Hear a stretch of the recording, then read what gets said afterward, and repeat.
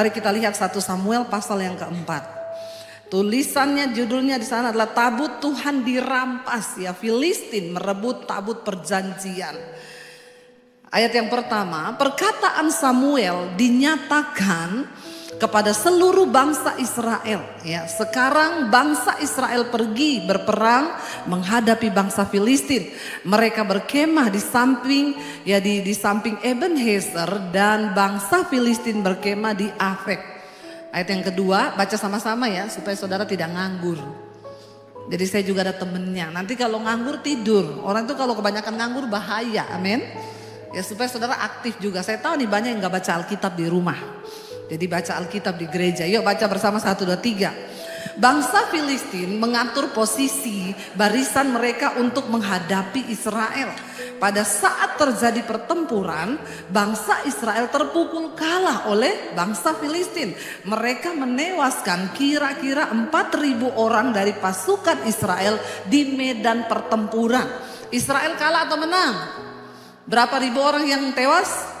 4.000. Kalah, Israel kalah terhadap orang Filistin. Ayat yang berikutnya, lalu orang-orang itu masuk ke dalam kemah dan berkata para tua-tua Israel, mengapa hari ini Yahweh membuat kita kalah di hadapan bangsa Filistin? Marilah kita membawa tabut perjanjian Yahweh dari Silo ke tengah-tengah kita, agar tabut itu dapat menyelamatkan kita dari musuh-musuh kita. Ketika mereka kalah terpukul 4.000 orang mati, bangsa Israel berpikir, loh kan ada tabut. Tabut berbicara tentang kemuliaan Tuhan. Tabut itu berbicara tentang kehadiran Tuhan. Tabut itu berbicara tentang kemenangan. Tabut itu berbicara tentang kuasa Tuhan yang dahsyat. Kenapa kita nggak ambil tabut itu, lalu kita bawa ke tengah-tengah tempat pertempuran? Mereka percaya kalau tabut itu ada bersama-sama dengan mereka, maka mereka akan mengalami kemuliaan, yaitu kemenangan di medan pertempuran. Apa yang terjadi? Kita lanjutkan ayat yang kelima. Ayat yang keempat ya. Ayat yang keempat. Lalu baca bersama, bangsa itu mengutus ya orang ke Silo supaya mereka mengambil dari sana tabut perjanjian Yahweh Sabot itu. Yahweh semesta alam yang berdiam di antara kerub-kerub. Kedua anak laki-laki Eli, yaitu Hofni dan Pinehas, ada di sana bersama tabut perjanjian Elohim itu. Hofni dan Pinehas ada di sana. Mereka tahu tabut itu di sana dan mereka mengizinkan tabut itu dibawa pergi. Padahal mereka tahu tidak sembarangan untuk membawa tabut itu pergi dari sana. Ya, harus ada persetujuan dari Imam Eli dan lain sebagainya. Tapi kedua anak ini ya mengambil alih, bahkan tidak bertanya apa-apa. Mereka membawa tabut itu. Ayat yang kelima berkata, ketika tabut perjanjian Yahweh itu masuk ke dalam perkemahan, seluruh orang Israel bersorak dengan nyaring sampai bumi bergoncang. Wow enggak? Wow. Kan kenapa mereka bersorak dengan nyaring? Karena mereka berpikir, wow, kemenangan besar akan terjadi. Waktu tabut itu ada, kemuliaan Tuhan datang, maka kita pasti akan menang. Lalu mereka bersorak-sorai sampai bumi bergoncang. Saudara pernah bersorak sampai bumi bergoncang? Rumahmu aja lah, kamarmu aja bergoncang ada? Enggak, kalau di atas kasur bergoncang ada. Kita lompat-lompat teriak-teriak itu bisa bergoncang-goncang ya. Tapi kayaknya ini teriakan dahsyat banget ya. Sampai membuat bumi bergoncang. Ya, dan apa yang terjadi ketika teriakan besar itu, ketika sorak-sorai itu terjadi, bahkan apa yang saya dapat di sini, saudara, teriakanmu, sorak-sorakmu, sekalipun membuat bumi bergoncang, belum tentu itu menggoncangkan hati Tuhan. Amin. Ya, jangan cuma hebat di gereja waktu nyanyi, ya. Kita nyanyi dengan luar biasa. Kita buat iblis gemetar. Ya. Sampai di rumah iblis buat kita gemetar. Ya, itu yang banyak saya lihat sih dari orang Kristen. Ya. Bukan soal lompat-lompatmu seperti apa. Sekalipun bumi bergoncang karena teriakanmu, belum tentu hati Tuhan tersentuh. Bangsa Israel bersorak-sorai karena tabut itu datang. Tapi mereka tidak sadar bahwa kemuliaan Tuhan sudah tidak ada bersama-sama dengan mereka. Mereka gak sadar bahwa kemuliaan Tuhan gak tinggal lagi dengan mereka. Kita lihat ayat yang berikutnya berkata begini. Bangsa Filistin apa? Mendengar keributan dari teriakan itu. Dan berkata, apakah arti keributan dari teriakan dahsyat di perkemahan orang-orang Ibrani itu? Lalu mereka mengetahui bahwa tabut Yahweh telah datang ke dalam perkemahan itu. Orang Filistin penasaran. Apa yang membuat mereka bersorak begitu hebat? Setelah diselidiki, oh ternyata tabut Tuhan sudah dibawa ke perkemahan Israel di medan pertempuran. Lalu apa yang terjadi ketika orang Filistin tahu bahwa tabut itu dibawa? Baca bersama ayat 7. Bangsa Filistin menjadi takut. Takut. Bahkan musuh-musuh Israel pun gemetar. Ketika mereka mendengar tentang tabut Tuhan yang dibawa. Karena mereka tahu bahwa tabut itulah yang sudah membuat banyak mujizat besar di antara orang Israel. Mereka tahu ketika Tuhan hadir, maka sesuatu itu pasti terjadi. Mereka tahu bahwa ketika Tuhan, ya, yang semesta alam itu ada di pihak Israel, maka mereka nggak bisa berbuat apa-apa. Dikatakan di sana mereka berkata, mereka menjadi takut. Mereka berkata, Elohim telah datang ke dalam perkemahan itu. Lalu mereka juga berkata, celakalah kita, sebab belum pernah ada yang seperti itu sebelumnya. Mereka sangat tahu tidak ada Tuhan yang seperti Tuhannya orang Israel. Tidak ada kuasa lain yang sebelumnya pernah terjadi di tengah-tengah orang Israel. Bagaimana ketika kemuliaan Tuhan itu hadir, sesuatu yang luar biasa pasti terjadi. Kita lihat ayat yang ke-8, ayat yang ke-9, ayat yang ke-8 berkata, celakalah kita. Orang Filistin bilang, sudah celaka kita pasti. Siapakah yang akan melepaskan kita dari tangan Elohim yang hebat itu? Itulah Elohim yang telah menghajar bangsa Mesir dengan setiap tulah di padang gurun. Mereka mendengar apa yang dilakukan oleh Tuhan ketika Tuhan hendak membebaskan umatnya bangsa Israel. Tulah demi tulah terjadi. Mereka juga tahu bahwa Tuhan yang sama yang menyertai bangsa itu yang sudah membelah laut. Sehingga pasukan Fir'aun mati semua, tenggelam di laut itu. Mereka juga tahu Tuhan yang sama itu, Tuhan yang berjalan bersama-sama bangsa Israel, yang memberi tiang awan ketika panas terik itu datang.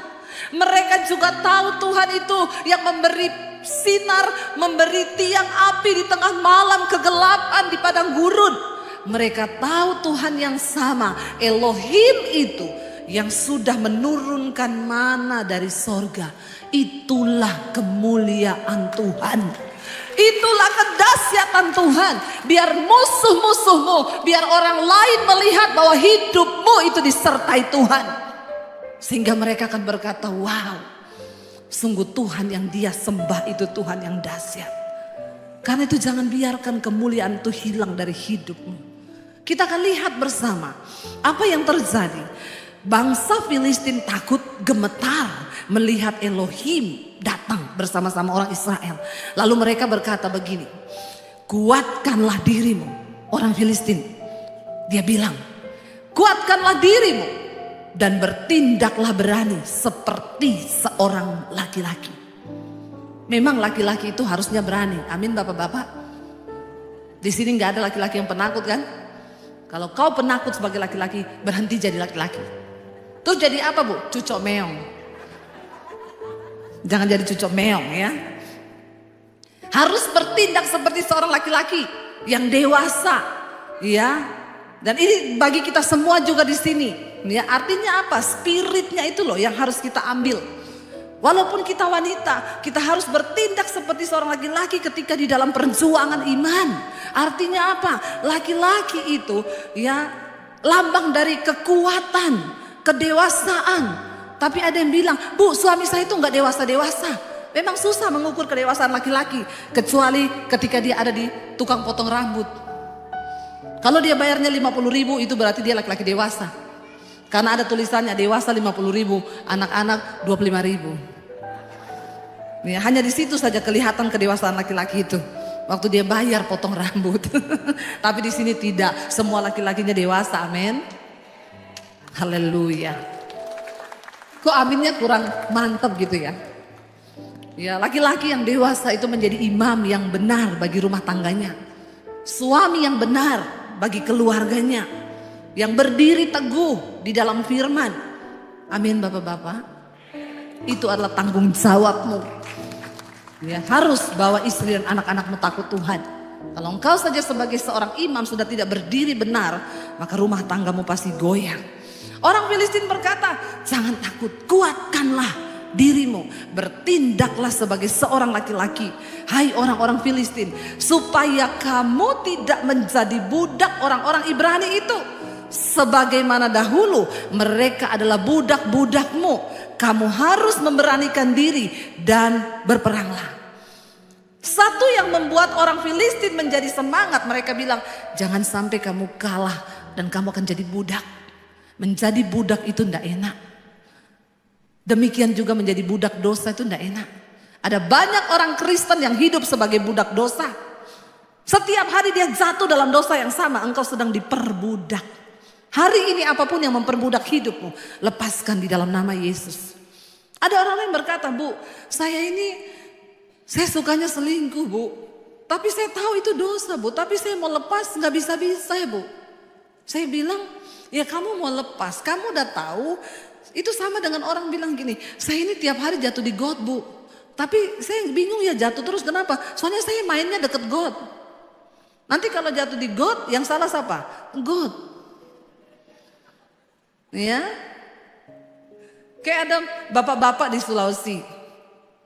Istrinya bilang, kalau kau pulang gereja, kau jangan habiskan itu anggur perjamuan, nanti kau mabuk lagi. Dia bilang tidak, nanti kau jatuh di got, saya malu tahu. Setiap kali kamu pulang gereja, kamu mabuk, kamu jatuh di got. Nanti orang datang panggil, Bu itu loh suaminya di got. Dia bilang saya malu. Suaminya bilang, tenang, saya sudah hafal di mana itu got.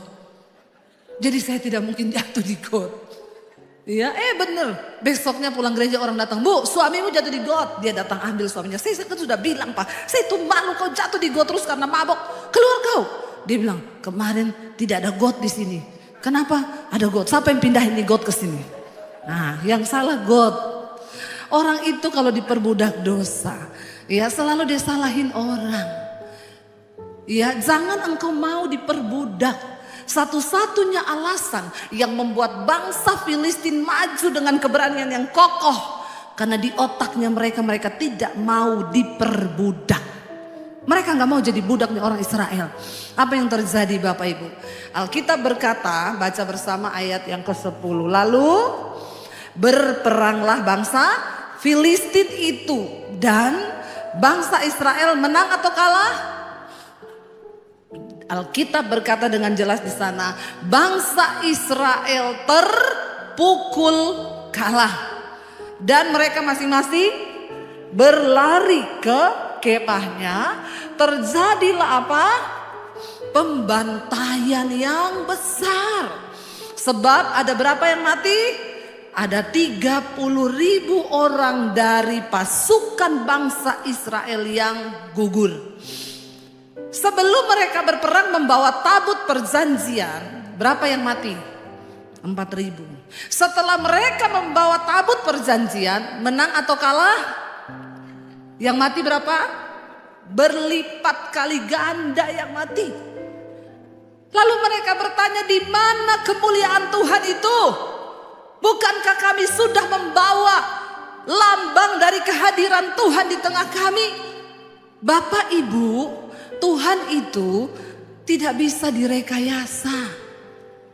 Mari engkau punya pemahaman yang benar akan firman Tuhan. Kenapa saya selalu berkata, jangan engkau suka titip-titip doa. Engkau harus datang sendiri kepada Tuhan, engkau harus bertemu Tuhan supaya engkau memiliki pengalaman pribadi dengan Tuhan. Tapi ada banyak orang Kristen tuh yang gak ngerti. Saya ditelepon Bu Debi, saya itu ada beli rumah baru di kawasan elit. Ibu bisa nggak doakan rumah saya sebelum saya tempati dengan keluarga? Nanti saya kasih alamatnya, nanti saya antar kuncinya ke rumah ibu berserta dengan amplop persembahannya. Tapi saya nggak ada Bu, ibu aja pergi ke sana. Dalam hati saya bilang, Pret. Dia pikir ketika dia utus pendeta datang berdoa buat rumahnya, lalu rumah itu akan diberkati dan setannya pergi. Saya bilang, Pak, kalau saya datang doakan rumah itu bisa. Misal ada 10 setan di dalam, saya doakan, saya kuduskan 10 setan pergi. Tapi ketika Bapak masuk, setan ini ajak teman satu-satu, jadi 20 setan balik ke rumah itu dan tinggal dengan Bapak dan Ibu dan anak-anak. Makanya terjadi pertengkaran tiap hari ribut. Kenapa? Lalu ngomong, lo dulu didoakan pendeta Dedi, kenapa jadi malah tambah banyak setannya? Saya bilang saya tidak akan berdoa. Biar Bapak kirim amplop tebel. Maaf ya Bapak Ibu, jangan kau pikir pendeta itu ya cuma mau terima amplop. Emang saya pendeta apaan? Pret.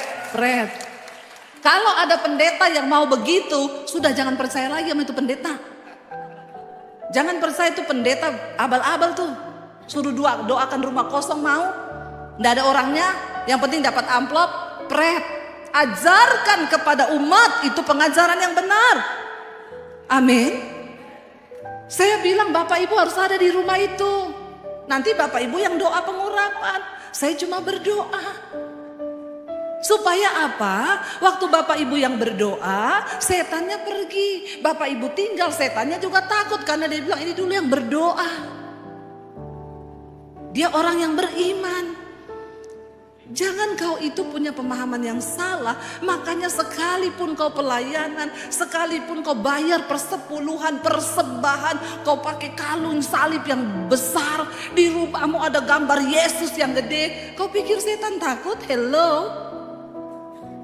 Bangsa Israel berpikir dengan mereka membawa tabut perjanjian, maka Tuhan akan berpihak kepada mereka.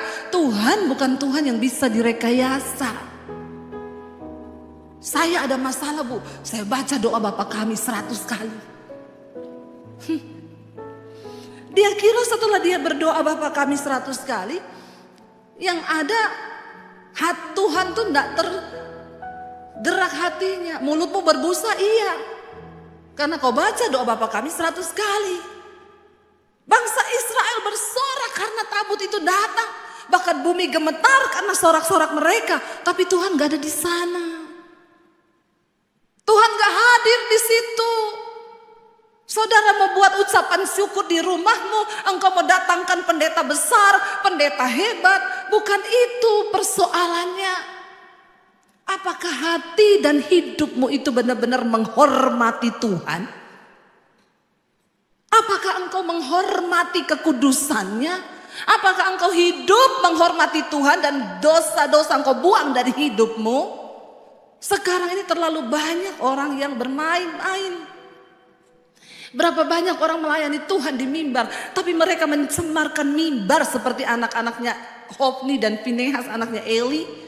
Mereka melakukan kenajisan, mereka tidur dengan perempuan-perempuan. Maka saya berkata, hello, engkau para pelayan mimbar, kita bukan gagah-gagahan di sini, ditampilkan di sini, nyanyi-nyanyi, keluar di YouTube, keluar di mana. Kalau hidupmu tidak dalam kemuliaan Tuhan, engkau hidup bersinah, engkau hidup dalam kenajisan, engkau melakukan percabulan.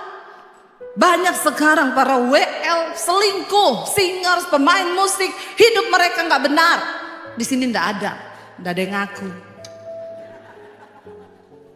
Tapi mari kita kuduskan hidup kita. Amin. Supaya pelayanan kita tuh juga berdampak. Supaya apa yang kita sampaikan itu bisa diterima oleh orang. Hamba Tuhan, kalau hidupmu sendiri di luar kemuliaan, maka pelayananmu tuh omong kosong. Sekalipun engkau berkhotbah, itu tidak akan masuk ke dalam hatinya orang yang mendengar, sebab engkau sendiri tidak menjadi pelaku-pelaku dari firman Tuhan.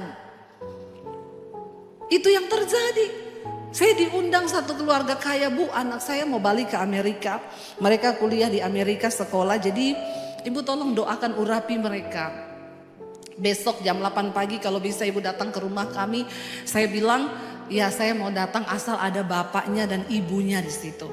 Mamahnya bilang, oh saya pasti ada, Bu, tapi suami saya nggak tahu ya. Kayaknya dia nggak bisa, Bu, karena dia tuh sibuk bisnis, ada meeting, ada kepiting, ada ini, ada itu.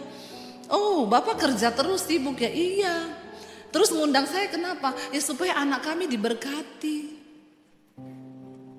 Dia pikir kalau didoakan pendeta terus anaknya itu diberkati. Lalu saya bilang, kalau Bapak ada saya datang, tapi kalau Bapak enggak ada saya enggak datang. Dalam hati saya, ya siapa saya? Kamu aja yang punya kepentingan dengan anakmu, kok enggak menghormati Tuhan? Kok kamu suruh saya datang? Walaupun amplopmu tebel. Mereka tuh seringkali pikir pendeta itu hanya sekedar amplop. Saya juga berdoa supaya para pendeta yang mendengarkan khotbah saya ini bertobat. Kau jangan melihat amplopnya tebel.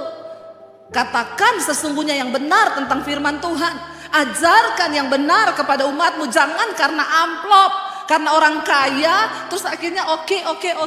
Lakukan sesuai firman Tuhan. Akhirnya dikabari malam-malam, Bu, oke Bu, saya bisa bujuk suami saya, Bu. Akhirnya besok dia bisa, Bu, jam 8 ya, Bu. Oke, saya datang. Ketika sudah berkumpul, saya berdoa, lalu saya bilang nanti saya akan berdoa buat anak-anak, tapi yang akan mengurapi anak-anak ini bapak dan ibu. Suaminya mulai kelimpungan, bingung. Hah? Saya? Saya bilang, loh kenapa Pak? Ya, tidak ada berkat yang lebih besar bagi seorang anak daripada berkat dari orang tua. Amin. Karena orang tua pasti memberkati anak dengan segenap hati.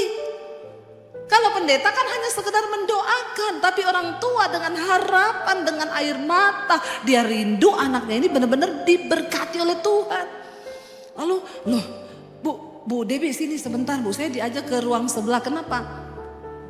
Bu, kan katanya kalau kita doakan berkat tumpang tangan kepada orang itu bisa transfer spirit ya Bu. Terus saya bilang, iya kenapa Pak? Lah nanti saya kalau doakan anak-anak saya bisa transfer spirit. Emang Bapak ada roh apa ya? Kok takut anaknya transfer spirit? Emang spirit apa yang ada dalam Bapak? Terus ya kan bukan gitu ya Bu. Maksudnya kalau saya ada dosa ya nanti... Ya, emang dosa apa yang ada sama Bapak? Ini yang saya suka saudara. Ya, kenapa saya panggil? Karena saya tahu yang begini-begini ini. Kenapa Pak? Ada dosa apa? Mending Bapak sekarang bertobat. Saya kasih Bapak waktu beberapa saat supaya Bapak bertobat dulu. Setelah Bapak bertobat, minta ampun sama Tuhan, kuduskan tanganmu, kuduskan hatimu dan hidupmu, lalu engkau lepaskan berkat buat anak-anakmu. Terus iya Bu, sebentar ya Bu. Ya udah dia masuk ke kamar mandi biar dia bertemu Tuhan di kamar mandi. Bapak-bapak, nggak ada berkat yang lebih besar bagi anak cucumu selain berkat dari hidupmu. Makanya engkau harus hidup dalam pertobatan, amin. Akhirnya dia keluar masih tanya lagi, jadi saya ya Bu? Iya jadi Bapak. Ya udah akhirnya dia doakan anak-anaknya. Itu yang benar. Jangan engkau pikir ketika engkau panggil pendeta hebat, terus anakmu diberkati gitu. Tuhan tuh nggak bisa direkayasa. Tuhan tuh nggak bisa main-main. Kau pikir kau bisa sogok Tuhan? Nggak bisa. Karena persembahan hidup, pertobatan itu yang lebih menyenangkan hati Tuhan. Itu yang lebih membuat Tuhan tuh bergetar. Bangsa Israel berpikir ketika mereka membawa tabut itu maka mereka akan mengalami kemenangan. Ayat yang ke-11 baca bersama, dikatakan di sana, tabut Elohim akhirnya dirampas. Bahkan juga kedua anak laki-laki Eli tewas, yakni Hofni dan Pinehas. Tuhan sudah berfirman kepada Imam Eli lewat Samuel, karena engkau tidak bertobat, maka anakmu berdua akan mati, engkau pun akan mati di hari yang sama. Dan tidak akan ada lagi kakek di dalam keturunanmu, karena kamu semua akan mati. Dan benar terjadi. Ayat yang ke-12, seorang dari suku Benyamin lari dari barisan pertempuran. Orang itu lari, ya, dan dia datang ke Silo pada hari itu juga. Pakaiannya terkoyak-koyak dan debu tanah di atas kepalanya. Ini orang lari dari medan pertempuran memberi kabar kepada Eli. Ketika ia datang, Eli sedang duduk di kursi di tepi jalan sambil menunggu, mengamat-amati, hatinya sangat gelisah. Karena apa? Tabut itu dibawa lari oleh anaknya pergi ke medan pertempuran. Hatinya gelisah karena tabut Elohim itu. Dan ketika orang itu masuk ke dalam kota, ia memberi laporan. Lalu seluruh kota itu menjerit, mendengar cerita bahwa tabut Tuhan dirampas. Hofni dan Pinehas mati di medan pertempuran. Penduduknya menjerit, bukan lagi bersorak, ya, tapi menjerit. Ayat yang ke-14 berkata, ya, ayat yang ke-14, saat Eli mendengar kegaduhan dari teriakan itu, ia berkata, suara gaduh itu kegemparan, apakah itu? Ya, orang itu pun bergegas dan datang segera memberi laporan kepada Eli. Ayat 15 di sana dikatakan, Eli telah berumur 98 tahun dan matanya telah rabun sehingga ia tidak dapat melihat, udah buta Eli.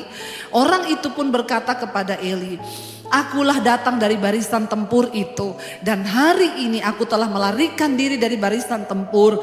Eli berkata, apa yang telah terjadi di sana anakku? Ayat yang ke-17, pembawa kabar itu menjawab dan berkata, Israel telah melarikan diri dari hadapan bangsa Filistin dan di sana juga telah terjadi pembantaian yang besar-besaran di antara rakyat.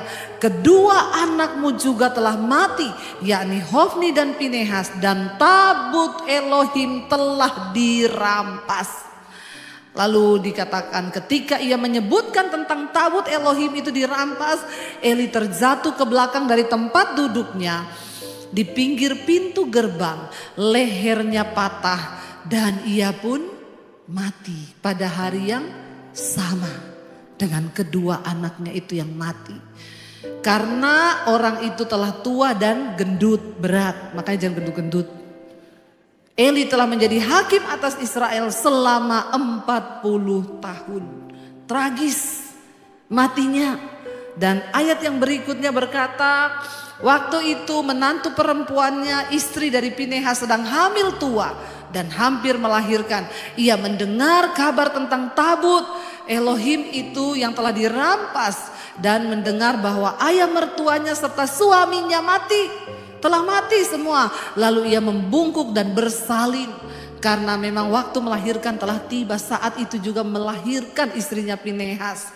Dan ayat yang berikutnya berkata, menjelang saat kematiannya, mati juga dia habis melahirkan. Wanita-wanita yang berdiri di sampingnya berkata kepadanya, jangan takut, engkau telah melahirkan seorang anak laki-laki. Tetapi ia tidak menjawab, bahkan tidak memperhatikannya. Lalu ia menamai anak itu Ikabod sambil berkata, kemuliaan Tuhan meninggalkan Israel. Sebab tabut Elohim telah dirampas dan karena ayah mertuanya serta suaminya telah tiada. Tragis apa yang menimpa bangsa Israel. Ikabod, kemuliaan Tuhan telah meninggalkan.